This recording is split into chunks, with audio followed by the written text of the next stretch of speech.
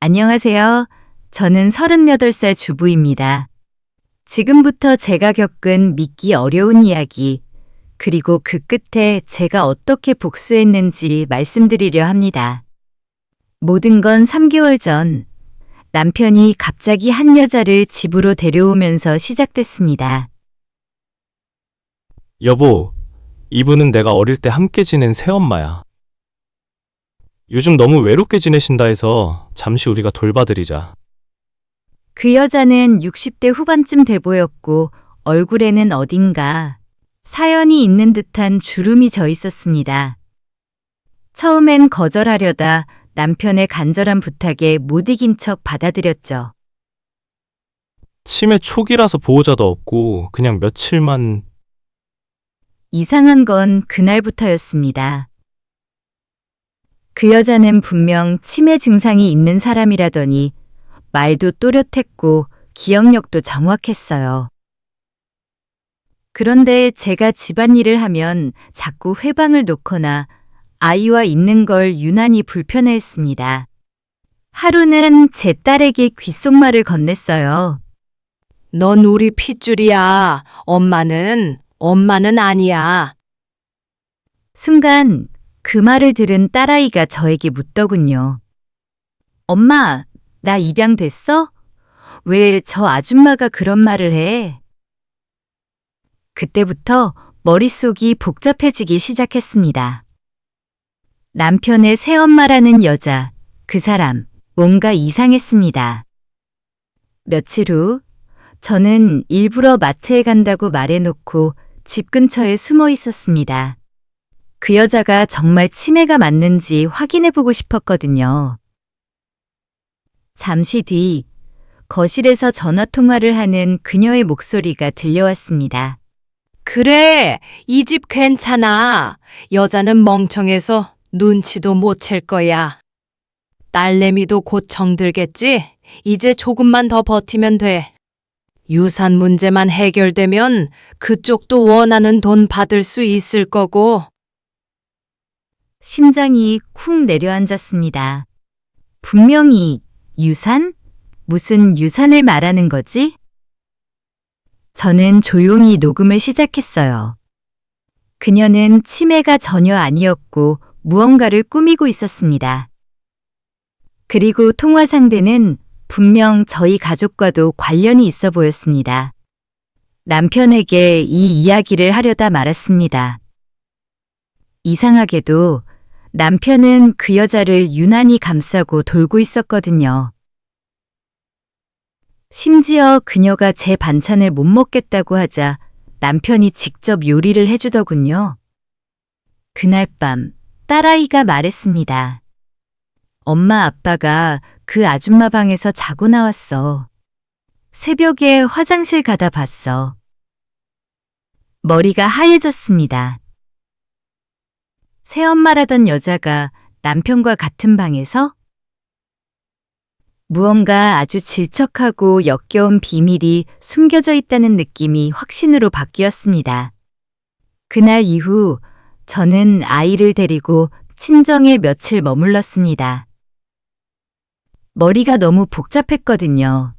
하지만 그 시간 동안 저는 조용히 움직였습니다. 먼저 남편과 그 여자의 과거를 조사하기 위해 시골에 계신 시어머니에게 전화를 걸었어요. 어머니, 남편이 어릴 때 같이 살았다는 새엄마분, 이름이 어떻게 되세요? 시어머니는 한참 뜸을 들이다가 조용히 말했습니다.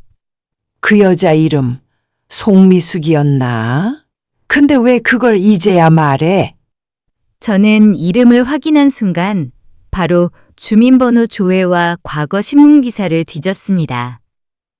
그리고 믿을 수 없는 기사 하나가 눈에 들어왔죠.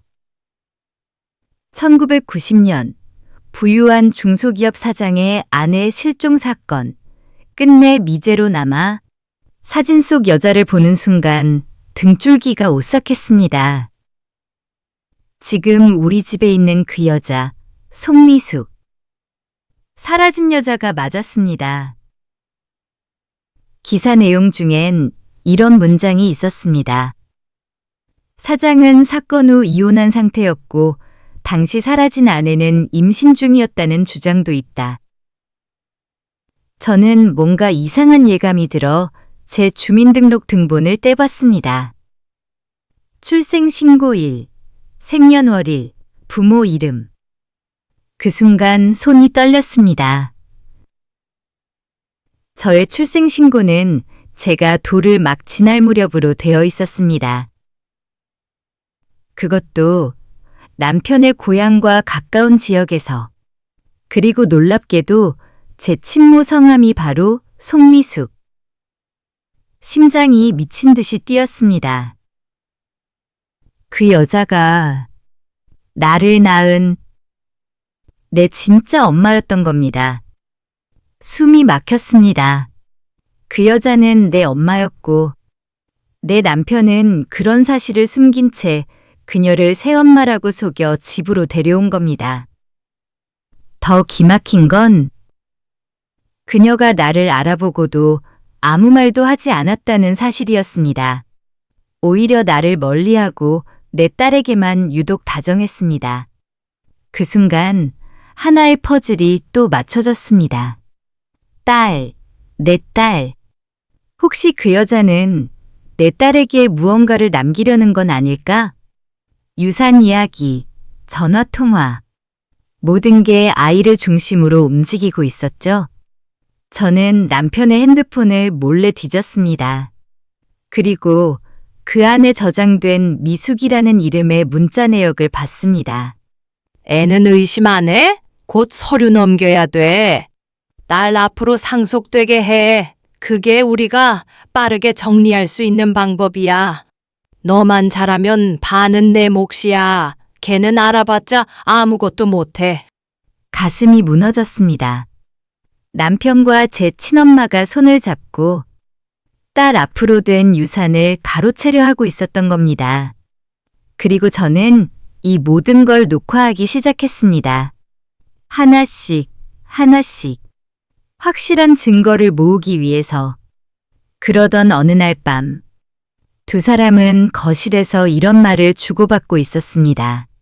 이 여자 우리 계획 눈치챈 것 같아. 조심해야 해. 괜찮아. 얘는 원래 멍청했어. 우리가 애 잘 구슬리면 애 이름으로 서류 처리 끝이야. 지 딸한테 속는 기분이 어떤지 맛 좀 봐야지. 그 순간 제 안에 분노가 끓어올랐습니다. 그래, 너희 둘 절대 가만히 안 둔다. 다음 날부터 저는 완전히 다른 사람이 된 것처럼 행동했습니다. 아무것도 모르는 척 바보처럼 웃고 다녔어요. 남편 앞에서는 일부러 순종적인 말투로 말했고 그 여자가 하는 말에도 고분고분 따랐습니다. 미숙 어머님, 오늘은 뭐 드시고 싶으세요? 아유, 제가 해드릴게요. 많이 드셔야죠. 제 연기가 완벽했는지 두 사람은 서서히 안심하기 시작했죠. 그 사이 저는 조용히 움직였습니다.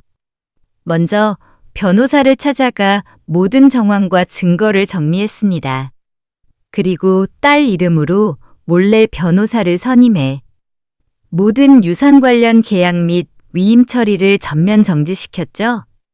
그 다음 딸아이에게도 조심스럽게 진실의 조각을 심기 시작했습니다. 우리 딸, 누가 엄마랑 떨어지자고 하면 어떡할 거야? 싫어. 난 엄마랑 살 거야. 저는 아이에게도 녹음기를 쥐어줬습니다. 무슨 말을 들으면 꼭 이걸 누르라고. 그것이 결정적인 증거가 되었죠. 며칠 후 두 사람은 마침내 작전 실행에 들어갔습니다. 남편은 딸을 데리고 외출했고 미숙은 저를 부엌으로 불렀죠. 유선아, 이제 좀 알아야 할 것 같아. 사실 너 우리 핏줄이야. 나 네 친엄마야. 순간 울컥하는 감정을 꾹 눌렀습니다. 그녀의 눈빛엔 미안함이 아니라 소유욕과 통제욕이 가득했어요. 네 딸, 내 손녀니까 우리 가족 이름으로 유산 정리 좀 하자. 저는 고개를 끄덕이며 물었습니다. 그래서 그거, 서류는 어디 있어요? 그 순간 그녀가 꺼낸 서류 더미. 그 안엔 딸 명의로 된 부동산 위임장, 상속 계약서까지 들어 있었습니다.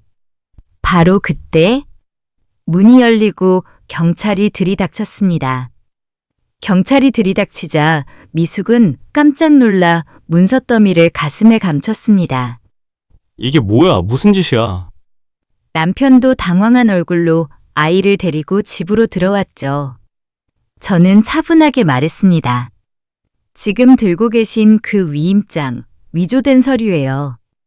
그리고 지금부터는 변호사님이랑 이야기하세요.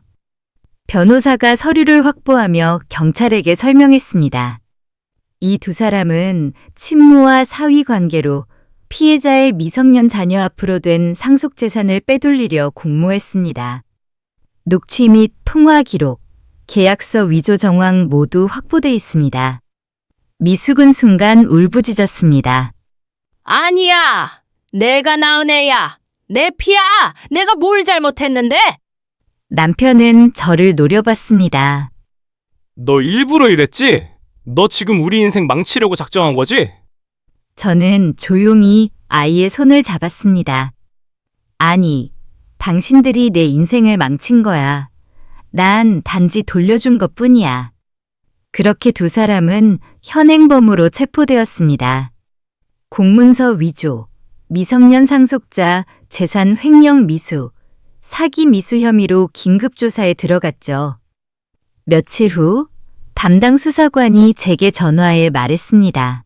이건 단순한 상속 문제 이상입니다. 남편분, 과거의 회사 명의로도 상당한 금액을 돌려받은 정황이 있어요. 이 유산, 단순히 돈이 아니라 당신 친부가 남긴 비상장 주식과 땅, 수십억 규모입니다. 숨이 멎는 줄 알았습니다. 저는 아무것도 모른 채 평범한 주부로 살아왔는데 그들은 제 인생을 통째로 삼키려 했던 거였습니다. 심지어 제 친엄마마저 그 음모에 가담했던 거고요. 수사가 본격적으로 진행되면서 더 많은 사실들이 드러났습니다. 남편은 몇 년 전부터 몰래 저모르게 제 이름으로 대출을 받고 있었고 그 자금을 빼돌려 미숙과 함께 부동산을 매입하고 있었습니다. 그들은 처음부터 계획적이었어요. 제가 친엄마라는 사실을 모르고 있다는 걸 이용해 딸을 앞세운 상속 작업을 밟고 있었던 겁니다. 하지만 아이가 녹음한 증언과 미숙의 통화 녹취, 그리고 제가 확보한 위조 서류 덕분에 법정에선 저에게 명확한 우위가 있었습니다. 법정에서 마주한 두 사람은 서로를 향해 책임을 떠넘기기 바빴습니다. 당신이 하자고 했잖아. 내가 언제 딸까지 끌어들이자고 했어? 나 혼자였으면 이렇게 안 됐어. 다 네가 욕심부린 탓이야. 저는 그 모습을 말없이 지켜보며 한참을 앉아 있다가 판사 앞에서 차분히 말했습니다. 저는 그저 평범한 삶을 살고 싶었습니다. 하지만 제 인생은 출생부터 조작됐고 남편과 친엄마는 그걸 발판 삼아 제 아이까지 이용하려 했습니다. 이제는 제 인생을 지키고 싶습니다. 최종 판결이 내려졌습니다. 남편에게는 징역 5년, 집행유예 없음. 송미숙에게는 징역 3년, 집행유예 2년. 그리고 모든 상속 및 자산 권한은 법적으로 저와 제 딸에게 되돌아왔습니다. 두 사람은 법정 구속되며 끌려나갔고 미숙은 마지막까지 저를 향해 말했습니다.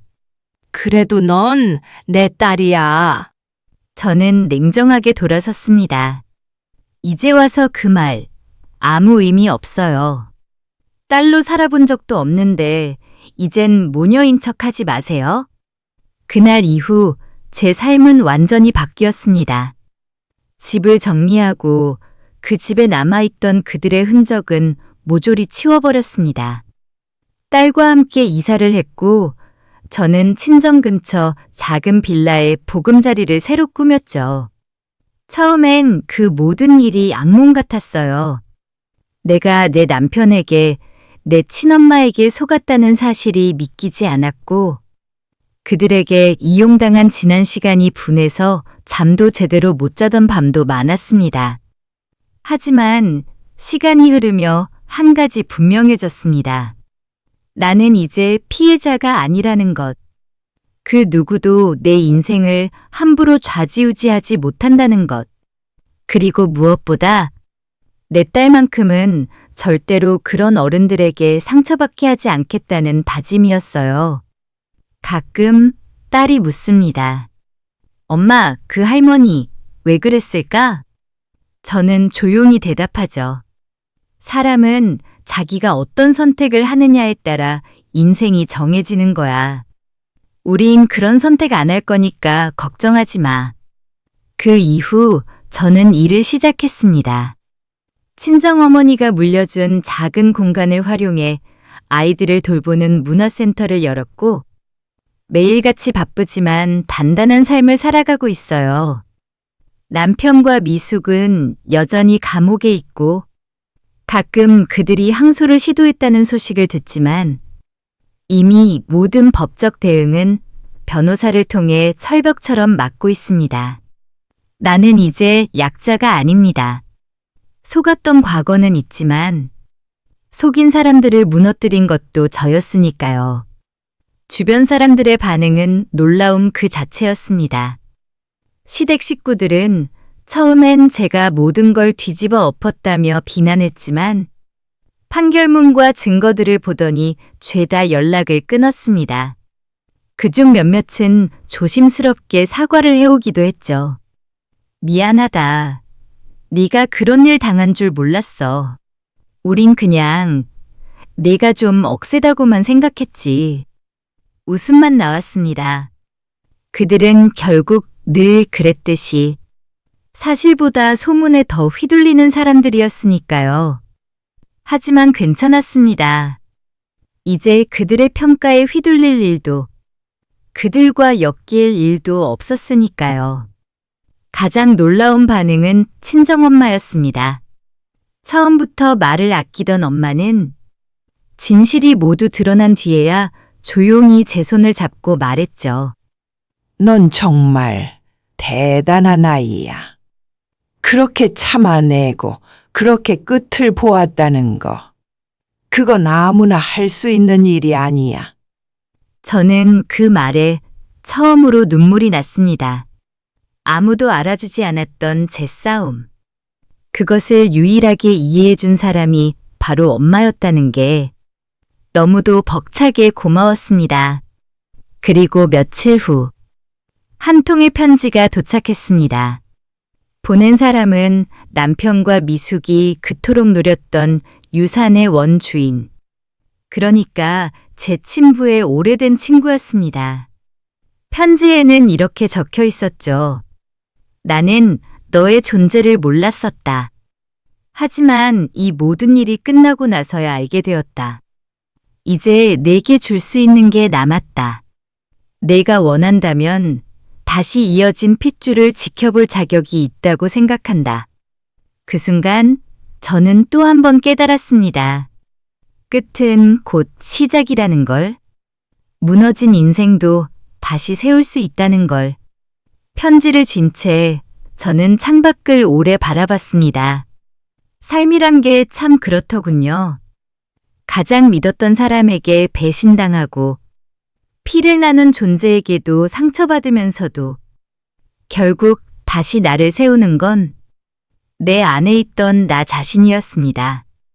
며칠 뒤 저는 딸과 함께 편지 속에 적힌 주소를 찾아갔습니다.